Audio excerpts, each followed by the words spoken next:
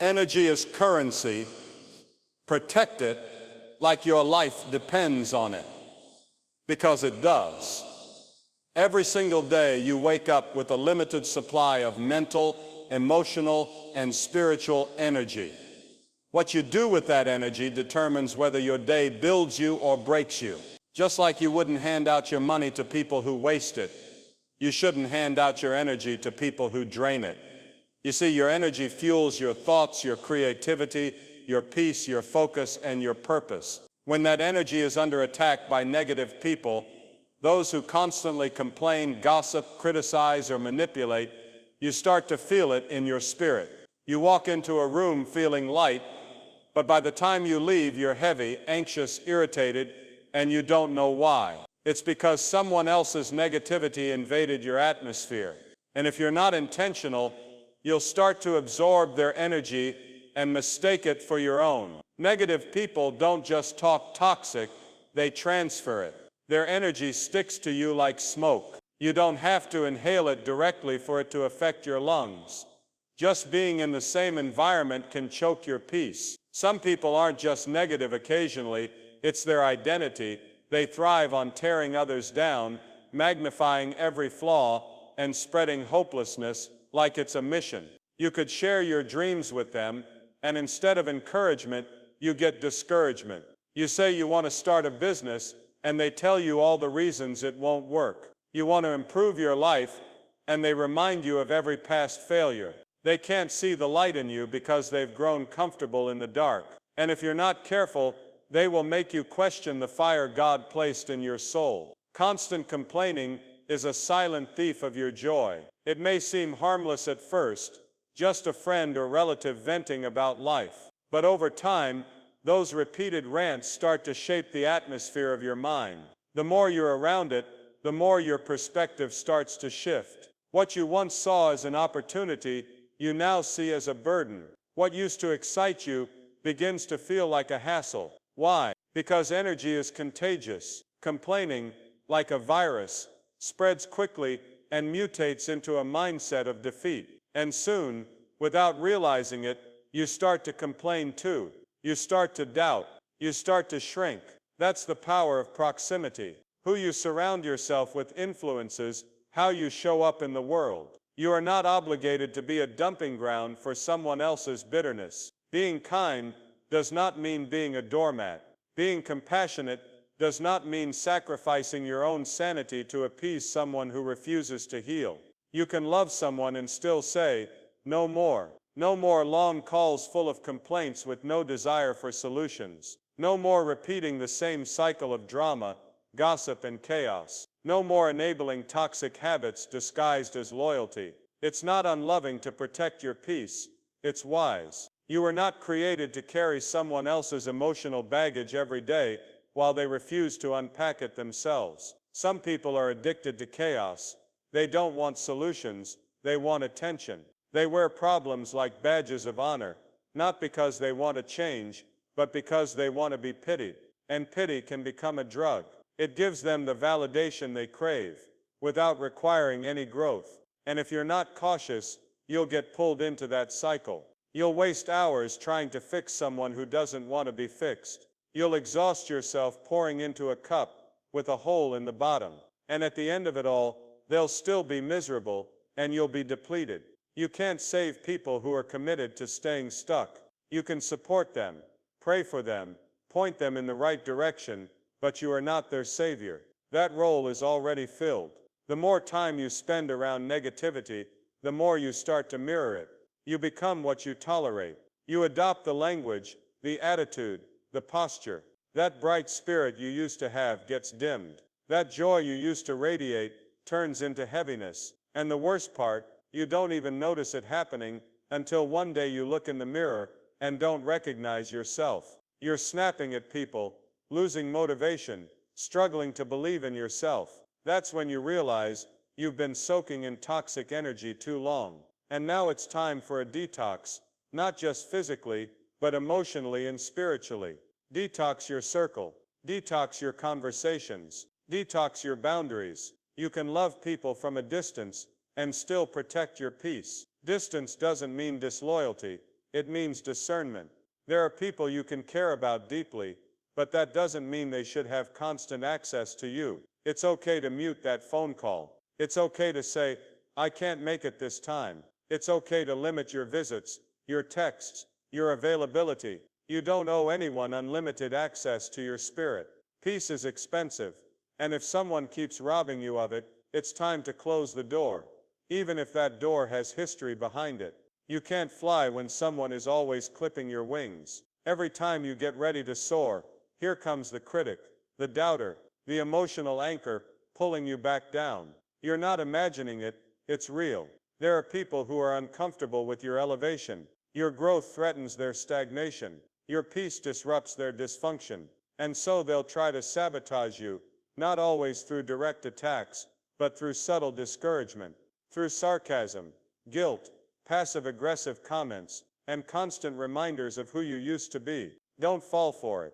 God didn't create you to stay grounded. You were built to rise. And anyone who consistently pulls you down doesn't deserve to go where you're going. Just because someone is family doesn't mean they're healthy for your spirit. Blood makes you related, but alignment makes you connected. And sometimes, the people who share your DNA are the very ones sowing seeds of doubt, fear, and resentment in your life. That's not love. That's control. That's dysfunction. And no matter how much tradition or guilt tries to bind you to them, you have every right to protect your mental and emotional well-being. God did not call you to stay bound in cycles, just to preserve the illusion of unity. Sometimes, breaking generational dysfunction means stepping away from those who refuse to heal it. Boundaries are not betrayal. They are survival. When you set a boundary, you're not rejecting someone, you're respecting yourself. You're saying I matter too. You're saying my peace, my time, and my purpose are worth protecting. And yes, some people will be offended by your boundaries, especially if they benefited from your lack of them. But let them be offended. Your spirit cannot afford to be in constant turmoil just to keep someone else comfortable. Boundaries are not walls, they are gates. You're not shutting everyone out. You're deciding who gets to enter and how. Negative energy is contagious, but so is positivity. Choose your circle wisely. Surround yourself with people who speak life, not death. People who challenge you to grow, not drag you down. People who believe in your dreams, not belittle them. It's not about perfection, it's about direction. Are the people around you helping you move forward? Or are they anchors keeping you stuck? Sometimes, the most spiritual thing you can do is change your environment. Stop watering dead plants and start planting seeds where they can actually grow. God did not create you to live in constant emotional exhaustion. That's not His will for your life. He said, "Come to me, all who are weary and burdened, and I will give you rest." But how can you receive that rest when you're constantly tied to chaos? Let this be the season where you stop confusing emotional martyrdom with spiritual maturity. You don't need to sacrifice your peace to prove your love. God is not asking you to endure toxic environments. He's calling you to rise above them, to walk in peace, strength, and clarity. But that walk requires courage. The courage to say no, to walk away, and to let go. Healing sometimes starts with subtraction, not addition. We often look for what we can add to our lives, new goals, new habits, new people. But sometimes, the real breakthrough comes when we remove what no longer serves us. The gossip, the complaining, the codependency, the people who refuse to grow. You don't need more noise, you need clarity. And clarity often comes when you subtract the distractions. Make room for better by releasing what's been draining you. Healing isn't always about doing more. Sometimes, it's about doing less. Less explaining, less fixing, less tolerating. Discernment is not judgment, it's wisdom. There's a difference between being judgmental and being discerning. Judgment criticizes, discernment protects. You're not being mean when you distance yourself from toxic energy. You're being wise. You're not being selfish when you decide to protect your joy. You're being strategic. Because the enemy doesn't always show up with a pitchfork. Sometimes, he shows up in the form of relationships that drain, distract, and discourage you. That's why discernment is essential. Pray for it. Trust it. Follow it. Protecting your energy is protecting your destiny. You can't fulfill your purpose if you're constantly exhausted by people who were never meant to walk the journey with you. Energy is your fuel, and you need it to dream, to build, to love, to lead. Don't let emotional vampires rob you of what God put in you. This is the time to reclaim your peace, to reset your environment, to rise above the noise. Because when your energy is protected, your purpose becomes clearer, your voice becomes stronger, and your path becomes unstoppable. Don't just survive, thrive. And thriving starts with choosing who and what gets access to your spirit. Negative people don't just talk toxic, they transfer it. Their words are not just sound waves, they're weapons. They enter your ears and make their way to your heart, distorting how you think, feel, and believe, not just about them, but about yourself. Toxicity is not always loud or obvious. Sometimes, it comes disguised as sarcasm, as just being honest, as tough love, or keeping it real. But underneath those masks is a spirit that poisons everything it touches. These individuals don't just express negativity, they infect the environment with it. You could be having a peaceful day, full of vision and momentum, then one conversation with the wrong person can derail your entire mindset. They speak from a place of pain they've never dealt with, bitterness they've never healed, and darkness they've never confronted. And when they talk, they're not releasing, they're transferring their fear, their insecurity, their hopelessness, and their frustration into your atmosphere. You sit next to them, and suddenly, your hope feels lighter. You leave the conversation, and suddenly, your enthusiasm is harder to hold on to. You can feel it, even if you can't explain it. Their presence doesn't uplift, it deflates. And it's not because you're weak, it's because spiritual energy is real, and it's always moving. You are not just a physical being, you are spiritual. That means you are sensitive to atmospheres. That means you can discern when something isn't right, even if it looks friendly. That's why some people drain you, not because of what they do, but because of what they carry. And when you stay around that kind of transfer too long, you don't just feel it, you start to adopt it. You start speaking doubt over your dreams. You start expecting the worst, instead of believing for the best. You start minimizing your calling, because someone else couldn't handle theirs. There is a weight that comes with negativity, a heaviness that attaches to your spirit. And when that transfer happens, you carry it into other areas of your life. You start snapping at people who didn't hurt you. You start losing motivation for the things you used to love. You sit in front of your vision board and feel nothing. Why? Because what was transferred into you has dimmed your fire. That's what happens when you allow repeated exposure to toxic minds. It doesn't just stay in the moment, it spreads into your mood, your focus, and your faith. One sentence from a toxic person can undo an entire week of progress if you're not guarded. That's how powerful words are. Life and death are in the tongue, not just yours, but theirs too. And when their mouth speaks death, and you're not spiritually armored, that death starts to settle on your destiny. You've got to understand that the transfer doesn't always look hostile. Sometimes, it looks like concern. Are you sure you can do that? I just don't want you to get disappointed. Don't get your hopes up. But what they call concern is really projection. They're not protecting you. They're projecting their fear onto your vision. And because it comes in a tone that sounds gentle or loving, you may receive it. But the seed of doubt it plants begins to grow. Suddenly, your confidence fades. Your ideas don't feel good enough. You start second-guessing what God told you to do. That's the effect of a toxic transfer. It's subtle, but it's serious. You've got to know the difference between wise counsel and spiritual sabotage. Not everyone who speaks to you is speaking from clarity. Many are speaking from confusion, and confusion should never be your compass. That's why you must be intentional about who speaks into your life. Everyone has a voice, but not everyone deserves volume in your spirit. Just because someone has access to your phone doesn't mean they should have access to your emotions. Just because someone has known you for years doesn't mean they're qualified to shape your mindset. Longevity doesn't equal alignment. Some people have walked with you for a long time, but have been speaking poison over you the entire journey. They don't celebrate your wins, they critique them. They don't offer hope, they hand out hopelessness. And every time you go to them with a new idea, a fresh dream, or a bold move. They're the first to remind you of your limits instead of your potential. That's a toxic transfer. That's not love. That's spiritual sabotage, dressed in familiarity. You don't need to be rude. You don't need to argue. You just need to become spiritually mature enough to say, I love you, but I can't keep letting this energy shape my soul. Because when you recognize that someone's words are not neutral, they're directional, you start to take them seriously. Words push, they nudge, they elevate or oppress. And if someone's consistent tone pulls you down, makes you anxious, or leaves you feeling stuck, then what you're experiencing is not just conversation, it's contamination. And your soul is too valuable to let it sit in polluted water. You've got to start evaluating who gets to pour into you. Ask yourself, do I feel lighter or heavier after talking to them?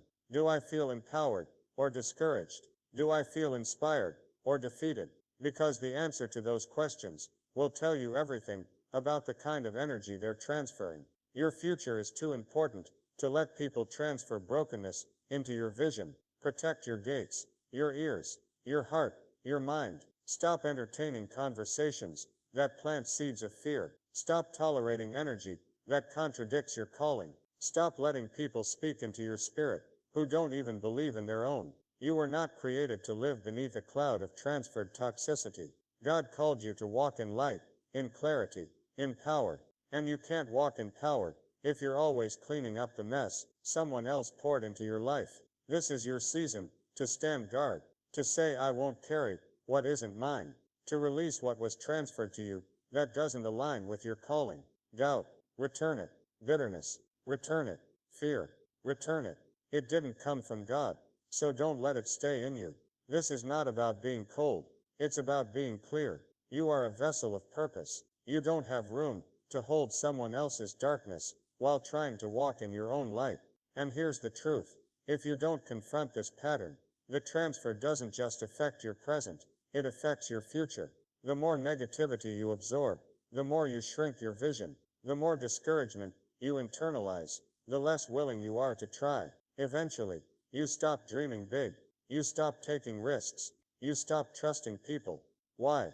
Because every toxic transfer made you doubt that anything good was ever possible. But God is calling you to detox, to clear your spirit of what was never meant to remain. Because once the transfer stops, your energy returns, your joy returns, your vision sharpens, and your purpose accelerates. The greatest shift you can make is not always external, it's internal. It's the moment you stop allowing people to transfer their limits into your life. It's when you stop being the emotional sponge and start being the spiritual shield. And yes, it will feel strange at first. People might accuse you of changing. They might say you've become distant, but that's okay. Distance is often necessary for healing. Some people can't understand the cost of your peace because they've never paid the price to protect their own. But you're different. You're called. You're chosen. And if you're going to walk in everything God has for you, you've got to stop carrying the weight that others try to dump on your soul. When you become selective with your space, powerful things happen. Your energy shifts. Your faith grows. Your confidence rises. You wake up excited again. You dream bigger. You move with clarity. That's the power of rejecting the toxic transfer. It's not just about avoiding negativity. It's about making room for God's voice to rise above the noise. Because when His voice is the loudest in your life, no toxic transfer can survive. That constant complaining is a silent thief of your joy. It creeps in quietly, often wrapped in casual conversation, venting sessions, or harmless rants, but its damage runs deep. When you surround yourself with people who constantly complain, you might not notice the shift immediately. It doesn't strike like lightning. It seeps like poison. A negative word here, a criticism there, and soon your spirit starts to carry a heaviness it wasn't meant to bear.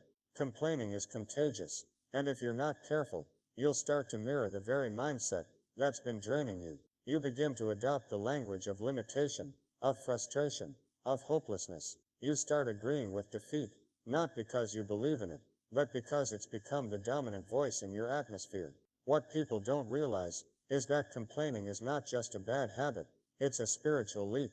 It drains hope, it chokes faith, it silences gratitude, and when those things go silent, your vision dims, You stop seeing possibilities and start focusing on problems. The worst part is, when you hear negativity often enough, you stop resisting it. You stop filtering it. You stop fighting it. It just flows into your system. And suddenly, you're not just hearing the complaint, you're carrying it. You start waking up tired, not just physically, but emotionally. You feel heavy, without a clear reason why. That's the result of spiritual erosion. Slow, subtle, and silent. When someone complains all the time, they are rehearsing pain, instead of releasing it. They relive what went wrong, instead of believing for what could go right. And when you keep listening to it, you unconsciously join in. You rehearse the same disappointments. You talk about what didn't happen, instead of what could happen. Your speech becomes infected with the same virus. The mind adapts to what it's most exposed to. So if you spend your days surrounded by people who see the negative in everything, eventually, your perspective becomes poisoned. And before you know it, your faith starts to fade. Not because you stop believing, but because you let the wrong environment shape your outlook.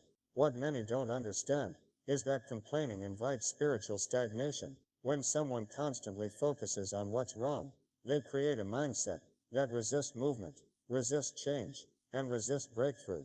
They get stuck in cycles of self-pity, blame, fear, and frustration. And if you're not discerning, you get pulled into that cycle. It starts with empathy. You feel bad for them. You listen. You try to help. But if the pattern continues, and you remain, your energy gets caught in a loop that wasn't meant for your spirit. You weren't designed to orbit someone else's misery. People who complain often are not just venting, they're building a worldview that says life is always hard, people are always untrustworthy, dreams are always unreachable. And every time you absorb those words, a little piece of your courage is chipped away.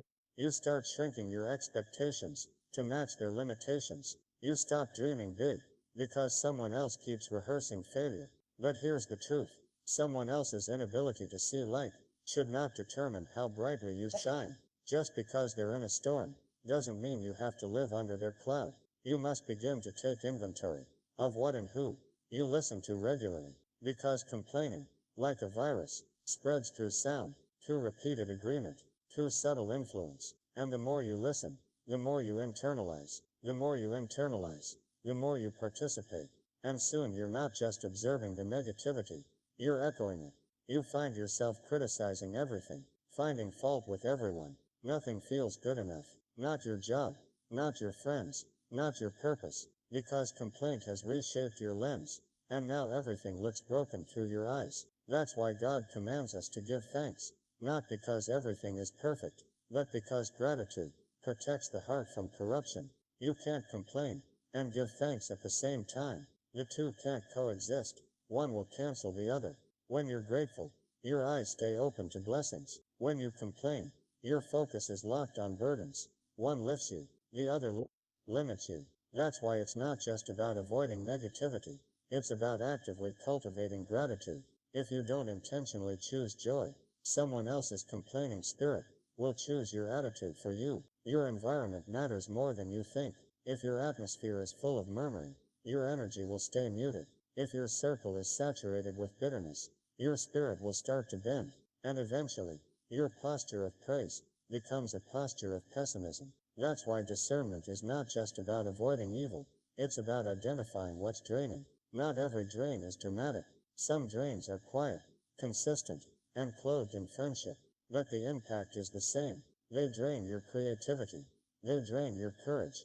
They drain your focus. You sit with them for an hour and spend the rest of the day recovering. That's not a relationship. It's a robbery. Stop letting the emotional weight of other people's complaints become your spiritual burden. Their inability to see hope should not be your responsibility to carry. There is a difference between helping someone and handing them your joy. If every time you talk to them, you leave depleted, then it's time to reevaluate. Some conversations don't need closure. They need boundaries. You can love someone deeply and still limit their access to your peace. That's not being harsh. It's being healthy. And hear this clearly. Joy is not selfish. Guarding your joy is guarding your purpose. The enemy knows that if he can't steal your calling, he'll try to weaken your joy, because the joy of the Lord is your strength. So every complaint you allow to stay in your spirit, chips away at your strength. Every negative word you entertain, without filtering, becomes a dagger to your divine endurance. You cannot run with purpose, while dragging the dead weight of someone else's dysfunction. This doesn't mean you become heartless. It means you become wise. You start recognizing patterns, that some people aren't interested in growth. They're addicted to grievance. That no matter how much you listen, they will always return to the same complaints. That their goal isn't healing, it's rehearsing. And you, my friend, were not put on this earth to be an audience to cycles that don't want to break. You were made to rise, to move forward, to live free. So be bold enough to shift the conversation. When they start complaining, inject gratitude. When they magnify problems, speak faith. If they reject that light, it's confirmation. You were never meant to dwell in their darkness. You have too much purpose on your life to babysit bitterness. You are not a therapist for toxic thinkers. You are a vessel of breakthrough, and vessels of breakthrough must be protected, emotionally, mentally, spiritually. Let today be the day you reclaim your atmosphere. That you declare, I will no longer allow constant complaining to steal my peace. That you decide your circle will be one of gratitude, not grumbling, because your spirit was not built for bondage. It was made to soar. So break the chains of complaint, break the patterns of negativity, rise above the noise, and walk in the joy, power, and clarity that comes from choosing peace over poison every single time.